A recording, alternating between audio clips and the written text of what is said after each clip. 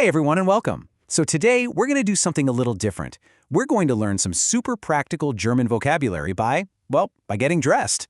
We'll build a whole outfit and learn all the words for clothes, colors, and accessories as we go. Sounds fun, right? Let's get started. Okay, so let me ask you this. You're walking down a street in, say, Berlin. You feel great, you're wearing a brand new outfit, and someone comes up and compliments you on it. How do you respond in German? What do you say? That's exactly what we're going to tackle today.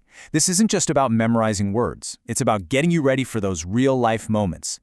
All right, Section 1, getting dressed in German. We're going to build an outfit from the ground up. And hey, as we go, definitely keep an eye on those all-important articles. You know, der, die, and das. They're absolutely crucial. Okay, let's start with the real basics, right? The everyday essentials. First up, we've got die Wäsche. Let's say that again, die Wäsche. That's your word for underwear. Next, for your feet, you've got die Socke. One more time, die Socke. That's a sock. And then there's a longer version, der Strumpf. That's der Strumpf for a stocking. Pretty straightforward so far? All right, what are we going to wear on top? Let's look at our options. You can go classic with das T-shirt. You know that one, right? Das T-shirt. Or, if you need something a bit dressier, maybe a collared shirt, that would be das Hemd. Again, das Hemd. For a women's blouse, the word is die Bluse. Say it with me, die Bluse. And, if it's getting a little cold out, you're definitely going to need der Pullover.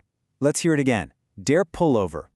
Okay, top half is sorted. Let's move on down. For pants or trousers, you're going to say die Hose. Again, die Hose. And of course, a very specific, very popular kind of Hose would be die Jeans. Yep, die Jeans.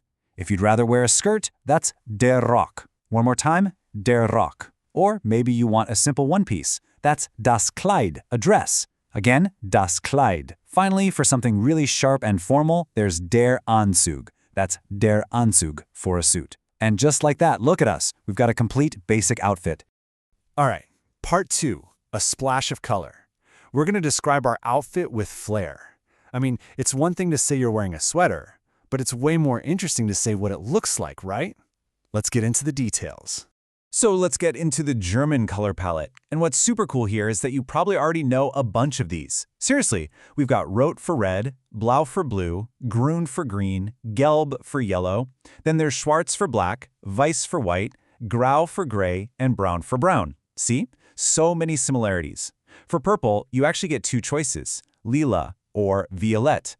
And last but not least, Rosa for pink. And if you look at the screen, we've even colored the words for you. A nice little visual trick to help them stick in your brain.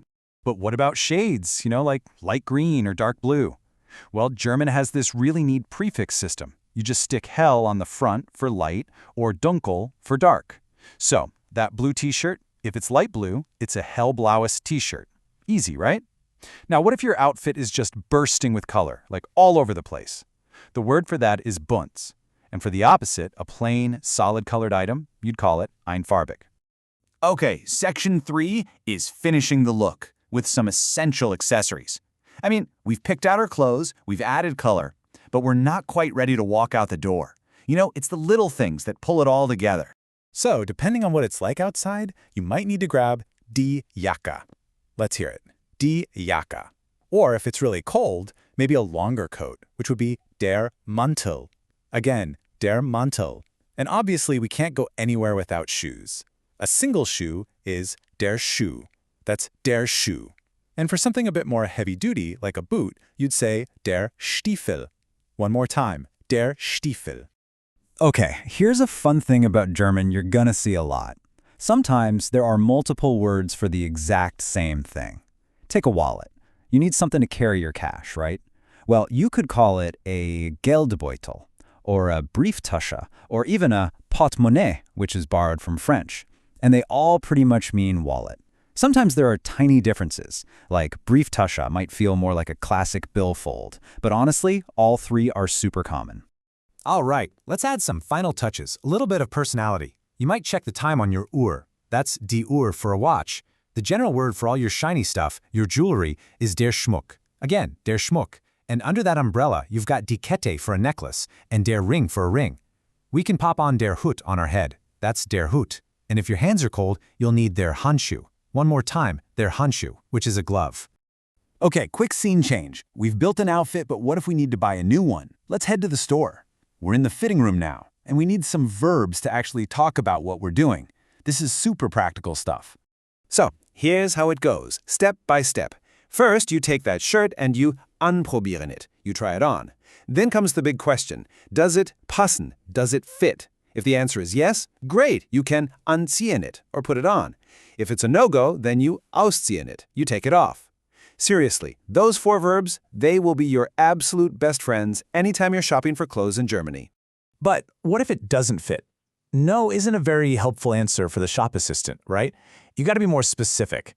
You can say it's zu groß, too big, or maybe it's zu klein, too small. What if it's too tight? That's too eng. And the opposite of that, too loose or baggy, is too weit. See? With just those few phrases, you can explain the problem perfectly. And there we have it. We are dressed, we're accessorized, we even know how to shop for more. It's time to head out on the street. Let's just grab a few last-minute things you might have in your pocket or your bag. So here are a few other common objects you might see around. There's die Zigarette, again, die Zigarette, that's a cigarette. They usually come in die Schachtel, that's die Schachtel, a pack or a box. And to light one, you'd need either das Streichholz, which is a match, or das Feuerzeug, a lighter.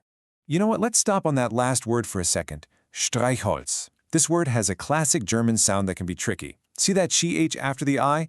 It's not a hard K sound like in character. It's a soft sound you make at the front of your mouth, almost like the H in the English word huge. Listen again. Streichholz. Nailing that little sound makes a huge difference in sounding more like a native speaker. It's a great little pronunciation tip. You know, all of this really leads us to this fantastic quote. Mode ist eine Sprache dieses in Kleidern ausdrückt, which means fashion is a language that expresses itself in clothes. And that's so true, isn't it? Every word we've learned today, from the clothes to the colors to the accessories, it's all part of the vocabulary and grammar of that language. So, as we finish up, I want to leave you with a final thought. We've just given you a whole new set of words to describe your world. You can literally describe an outfit from head to toe in full, vivid color. So my question for you is, now that you have the words, what story is your outfit going to tell? Give it a try next time you're getting dressed. Thanks so much for joining me today.